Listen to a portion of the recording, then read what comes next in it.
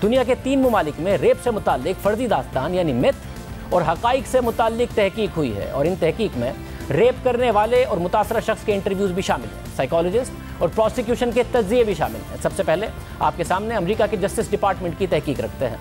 अमेरिकी इदारे की तहकीक के मुताबिक रेप जैसे जुर्म और इस जुर्म में मुतासरा शख्स से मुताल्लिक बहुत सी फर्जी दास्तानें हैं, जिसमें पहला मफरूज़ा यह है कि रेप जोश और जज्बे में बेकाबू होने का जुर्म है। ख्याल किया जाता है कि रेप करने वाला इंतहाई गैर मामूली शहवत यानी जिनसी हविस में मुब्तला होता है, जिसकी वजह से उसका खुद पर कंट्रोल नहीं होता है।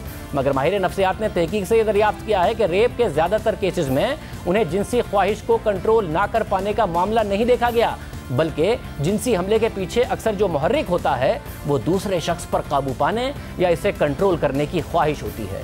रेप बुनियादी तौर पर ताकत और गुस्से का इक़दाम होता है, और इस जुर्म में जिनसी पहलू बुनियादी नहीं बल्कि सानवी हैसियत रखता है। अमरीकी इदारे की तहकीक के मुताबिक रेप से मुताल्लिक जो दूसरा मफरूज़ा है वो ये है कि जो ख़वातीन मोहतात होती हैं उनका रेप नहीं होता है, मगर ये मफरूज़ा भी गलत है। रेप किसी भी जगह, किसी भी मौके पर और किसी भी वक्त हो सकता है। ब्यूरो ऑफ जस्टिस स्टेटिस्टिक्स के आदाद-ओ-शुमार के मुताबिक 35% रेप मुतासरा शख्स के घर के अंदर या करीब होते हैं, और दफ्तरों स्कूलों में भी रेप के वाक़यात हुए हैं। अमरीकी तहकीक के मुताबिक कुछ हिफाजती इक़दाम हैं जो ख़वातीन ले सकती हैं, मगर सबसे मोहतात खातून भी मुकम्मल तौर पर इस जुर्म से महफूज नहीं होती। अमरीकी इदारे की तहकीक के मुताबिक एक मफरूज़ा यह है कि ख़वातीन भड़काने वाले लिबास पहनकर या रवैया अपनाकर रेप को अपनी तरफ मुतवज्जो करती हैं, मगर ये मफरूज़ा गलत है। ये कहना कि पुरकशिश खातून रेप की मुस्तहिक है, ये बिल्कुल वैसा ही होगा कि हर अमीर नज़र आने वाला मर्द लुटने का मुस्तहिक हो। अमरीकी जस्टिस डिपार्टमेंट की तहकीक के मुताबिक एक मफरूज़ा यह है कि अगर औरत मुज़ाहमत करे तो रेप होना नामुमकिन है, जबकि तहकीक के मुताबिक ज़्यादातर मुतासरा ख़वातीन किसी न किसी तरह जिनसी हमले की मुज़ाहमत करती हैं, लेकिन रेपिस्ट के पास सामने वाले शख्स को चौंका देने और ज़्यादा ताकत होने का एडवांटेज होता है। 85% केसेस में ताकत का इस्तेमाल देखा गया है, और 25% मुतासरा लोगों को या तो ख़तरनाक हथियार से मारने की धमकी दी गई या फिर उसका इस्तेमाल किया गया। इस तहकीक में और भी मुतादिद मामलात हैं जिन पर खुलकर बात की गई है। इसी तरह एक और मगरबी जमहूरी मुल्क बरतानिया है, और बरतानिया की क्राउन प्रोसिक्यूशन ने भी रेप से मुताल्लिक एक तहकीक और तफसीली तहकीक की है।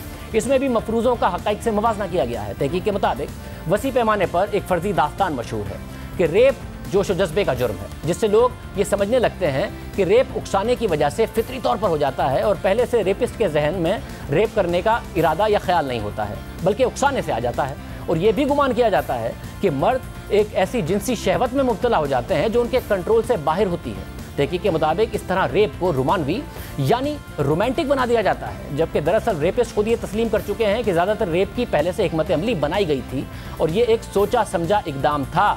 और तहकीक में ये बात भी देखी गई है कि बाज़ रेपिस्ट जिनसी शहवत से महरूम होते हैं। रेपिस्ट से इंटरव्यूज़ में ये बात भी पता चली है कि वो रेप इसलिए करते हैं ताकि वो खुद को ताकतवर महसूस कर सकें और दूसरों पर कंट्रोल हासिल कर सकें, ना कि जिनसी लज्जत हासिल कर सकें। अहम बात यह है कि बाज़ रेपिस्ट रेप करते वक्त अपनी इज़्दिवाजी ज़िंदगी में एक इत्मीनान बख्श जिनसी ताल्लुक़ में पाए गए हैं, यानी वो सेक्स से महरूम नहीं थे, और ऐसा नहीं था कि सेक्स ना करने की वजह से किसी के लिबास ने उन्हें उकसा दिया और उन्होंने रेप कर दिया, बल्कि वो अपनी ज़वाजी ज़िंदगी में इत्मीनान बख्श जिनसी ताल्लुक़ में थे, फिर भी उन्होंने ये घिनौना अमल किया।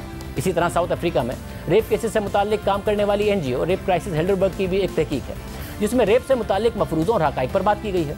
इस NGO की तहकीक के मुताबिक रेप में मुजरिम सेक्स को एक हथियार के तौर पर इस्तेमाल करता है। जिनसी ख्वाहिश हो सकता है कि आपके कंट्रोल से बाहर हो, मगर आपके इक़दामात आपके कंट्रोल में होते हैं। सेक्शुअल एक्साइटमेंट रेप का जवाब नहीं है।